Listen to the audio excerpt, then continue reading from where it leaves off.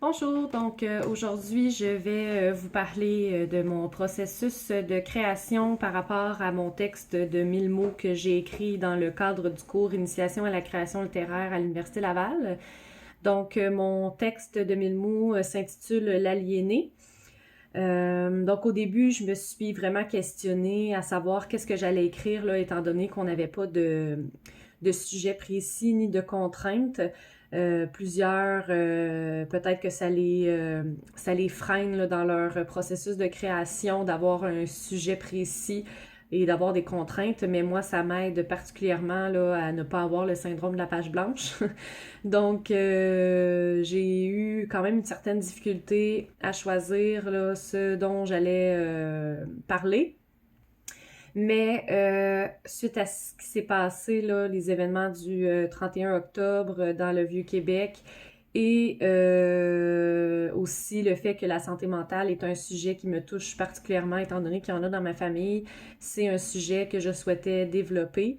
Donc, c'est un peu là, là-dessus que mon texte, c'est de ça que parle un peu mon texte. Donc, tout ce qui est la psychose, la paranoïa, le délire.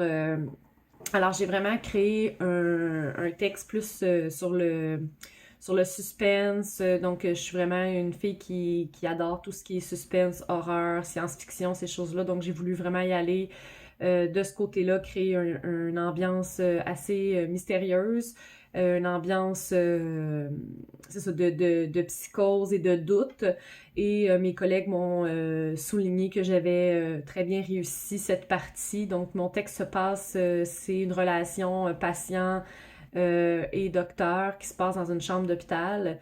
Puis mes collègues m'ont dit que j'avais bien rendu le texte là, dans le sens où on figurait bien où on était, l'ambiance de l'hôpital et tout ça. Puis ils m'ont dit aussi que j'avais bien réussi là, à semer le doute dans leur esprit, étant donné que mon texte, on sait pas trop si le personnage principal, Gabriel, est fou ou si il l'est pas. Donc, par rapport à son langage soigné, ses paroles et tout ça, qui sont très cohérentes, on peut penser que euh, c'est ça qu'il est pas totalement fou, mais en même temps, il dit des choses que ça porte un peu à confusion. Donc, c'est pour ça, mes collègues m'ont dit que j'avais bien joué là, sur l'effet de suspense, qu'à la fin, on se demande vraiment là, qu'est-ce qu'il y en est. Alors, pour revenir un peu à mon processus de création, comme je disais, j'ai eu un peu de difficulté à savoir de quoi j'allais exactement parler. Mais le moment où est-ce que j'ai le plus d'inspiration, c'est la nuit. Je sais pas pourquoi, mais j'avais déjà mon idée de base. Puis il y a un soir où est-ce que je me suis réveillée, il était peut-être 2-3 heures du matin, puis j'ai eu de l'inspiration pour écrire. Donc j'ai peut-être écrit pendant 1 heure et demie, 2 heures environ. J'ai fermé l'ordinateur, je suis retournée me coucher. Puis c'est ce que je fais souvent là, d'écrire un premier jet, puis d'aller me relire quelques heures, voire même quelques jours plus tard là, pour des fois, il y a des choses qui me sautent aux yeux que j'avais pas vues avant, des tournures de phrases ou rajouter des choses, de la réécriture finalement. Donc, c'est ce que j'ai fait. J'ai écrit mon premier jet, puis ensuite, là, j'ai revisité là, mon texte. Puis, dans le processus là, qu'on a fait en équipe là, pour les commentaires, on m'a dit que pour ce qui est, en fait, des points forts, c'était vraiment là, l'ambiance que j'avais réussi à créer, tout ça. Pour ce qui est des points faibles, c'était peut-être plus par rapport au dialogue, étant donné que Gabriel est censé être un peu fou. Mes collègues m'ont fait remarquer que les dialogues étaient un peu peut-être plus mécaniques, voire un peu irréalistes. Donc, j'ai un peu modifié les dialogues, mais c'était aussi mon idée première là, de faire en sorte que par la cohérence de son discours, on doute là, justement de sa maladie, en fait, de savoir s'il est vraiment atteint de santé mentale, d'un trouble de santé mentale, ou si c'est le docteur finalement la docteur qui est un peu folle et qui veut abuser de son pouvoir parce que le texte se termine sur le fait qu'elle souhaite transférer le patient pour une lobotomie. Donc c'est là qu'on se demande est-ce que c'est vraiment lui qui est dans un délire ou non. Sinon, les particularités par rapport à mon texte, c'est la première fois que j'écris à la troisième personne du singulier, donc au il ou au elle. Habituellement, mes autres textes, je les avais écrits au je, donc c'est ça qui fait un peu différent. Ma collègue avec qui j'étais en équipe là, pour la capsule vidéo Blanche m'a dit que elle avait bien aimé cet aspect-là, étant donné que c'est ça, on a l'habitude, elle aussi, d'écrire tout le temps au je, donc ça faisait différent. Sinon, c'est pas une histoire qui est inspirée de la réalité, c'est vraiment une histoire complètement fictive.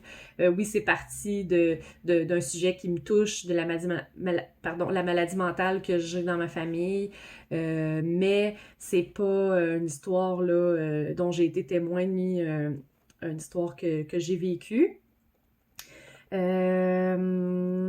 Donc, je vais y aller avec la lecture là, de l'extrait. Malheureusement, j'ai pas réussi à me filmer avec l'application qui avait été suggérée, donc je me filme présentement avec mon cellulaire, ce qui fait que je ne peux malheureusement pas mettre à l'écran le texte, mais je vais essayer de le lire le plus... en fait, pas trop rapidement là, pour que vous puissiez rentrer là, dans le texte. Ça va comme suit. Le bip de l'électrocardiogramme s'affola. Son cœur battait désormais à 120 pulsations par minute. Le jeune homme fixa l'aiguille de la perfusion dans son avant-bras. Une idée lui traversa l'esprit, mais il se résigna et respira avec calme. « J'avoue avoir du mal à comprendre, Gabriel. » Il eut une amorce de rire qui finit en un mauvais rictus lorsque sa poitrine se contracta. Il s'est passé quelque chose pendant tout le temps où j'étais allongé dans ce lit d'hôpital. Quelque chose qui pourrait remettre plusieurs de vos pratiques barbares en question. Saviez-vous que vos mots ont failli me rendre chaque jour un peu plus fou? Elle ne voyait pas sur quel terrain il voulait l'amener, mais elle ne se laissa pas déstabiliser. Elle avait l'habitude de ce genre de comportement. Si vous croyez avoir la solution miracle, je vous écoute, se contenta-t-elle de répondre. J'ai une question auparavant. Pensez-vous que l'esprit est capable de se guérir lui-même, de se purger de sa propre pourriture sans intervention extérieure, sans médicaments, sans médecin, un peu comme ces blessures que l'on se fait aux genoux quand on est enfant et qui, même sans mercurochrome, finissent par disparaître d'elles-mêmes? Guérir, Gabriel, c'est aller à la rencontre d'une partie de soi-même, celle qui a été volontairement dissimulée par l'esprit. La plupart du temps, les patients sont incapables d'aller seuls à cette rencontre parce que la maladie les en empêche. Nous, psychiatres, sommes justement là pour les aider à briser ces barrières. Le jeune homme attendit qu'elle le fixe. Il voulait qu'elle prenne la pleine mesure de ses propos. Je connais la vérité. Je sais ce qui s'est passé ce jour-là, le 24 décembre. Je sais qui est l'assassin de ces 8 innocentes victimes. Je vois son visage comme je vous vois vous. Agathe Jones se redressa. Jamais il n'avait prononcé de telles paroles. Elle essaya de garder un ton neutre.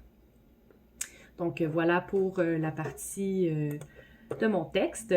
Si je peux poursuivre sur le texte de ma collègue, donc j'étais jumelée avec Blanche Vézina.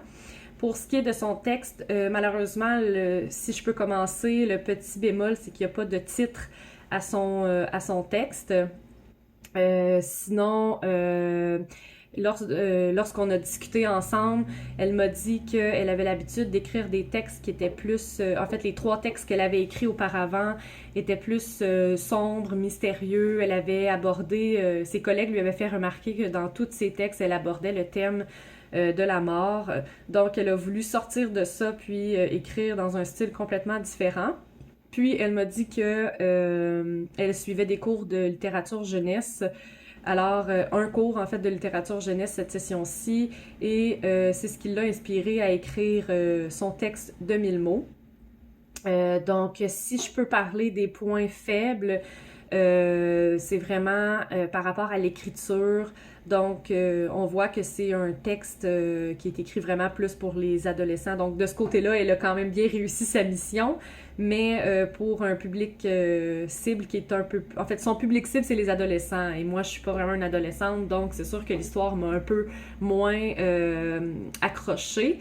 Étant donné que c'est ça, c'est des phrases simples, un texte, un langage peu recherché, des mots qui sont quand même assez de base et tout ça. C'est une histoire qui est pas nécessairement originale non plus, dans le sens où c'est quelque chose que j'aurais pu déjà lire ailleurs. Par contre, étant donné là, qu'elle a voulu plus se diriger du côté vraiment de l'adolescence et tout ça, du style. Je vous dirais que si j'avais été à l'âge de 14-15 ans, c'est probablement une histoire qui m'aurait accrochée.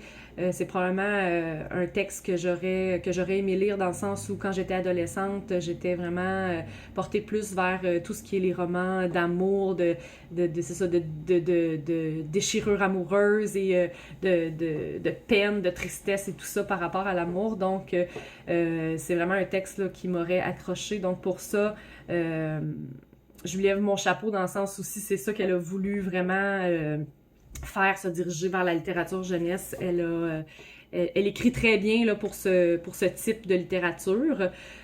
Par contre, comme je vous disais, l'histoire m'a peut-être un petit peu moins accrochée. Puis, lors de son travail en équipe, il y a un de ses collègues aussi qui lui avait dit que son histoire était un petit peu plate, dans le sens où il se passait pas grand-chose. Donc, elle a modifié, de ce qu'elle m'a dit, c'est qu'elle a modifié certaines parties pour rendre son texte plus intéressant. Surtout, je crois, la fin. Donc, c'est une fille qui, à la suite d'une sortie au bar, elle se réveille le matin et son téléphone sonne. Puis là, on comprend un peu qu'elle a peut-être ramené quelqu'un chez elle, mais c'est pas clair parce qu'elle s'en souvient comme un peu. Ben, elle s'en souvient comme pas vraiment, étant donné qu'elle a beaucoup bu d'alcool. Finalement, on apprend que c'est ça, là, elle a vraiment ramené Michael chez elle. Donc, c'est ça, à la fin, elle répond au téléphone et c'est la blonde de Michael qui est au bout du fil. Et moi, ce qu'elle m'avait dit, Blanche, au départ, c'est qu'il n'y avait pas cette partie-là. Donc, elle avait rajouté cette partie-là probablement pour faire en sorte que son histoire là, soit un peu meilleure et qu'on ait un petit peu là, de suspense par rapport à ce qui s'est réellement passé suite à la soirée alcoolisée. Donc, c'est ça, elle m'a dit qu'elle avait rajouté cette partie-là. Puis aussi, il n'y a pas beaucoup de dialogue là, dans son texte, c'est beaucoup plus de la description et c'est ce que j'ai aimé, dans le sens où la structure de son texte, c'est vraiment ça qui m'a accroché plus que le contenu. Donc, la forme du texte, on a la première sonnerie de téléphone, ce qui se passe, l'action, la deuxième sonnerie de téléphone, encore de l'action, troisième sonnerie, et ainsi de suite. Donc, on sait que son texte, peut-être que l'histoire se déroule en 30 secondes, une minute, mais ce qui est intéressant, c'est le fait qu'elle a allongé le temps entre les sonneries pour nous décrire l'action. Donc, qu'est-ce qui se passe réellement? La fille qui sort du lit, qui descend les escaliers, qui cherche son téléphone et tout ça. Donc, entre les sonneries, on a vraiment une belle description là, de l'action et ça nous fait vraiment vivre ce que le personnage vit. Donc, ce serait là, ma conclusion par rapport au texte de ma collègue et ce serait ma conclusion là, pour la capsule vidéo. Donc, merci beaucoup!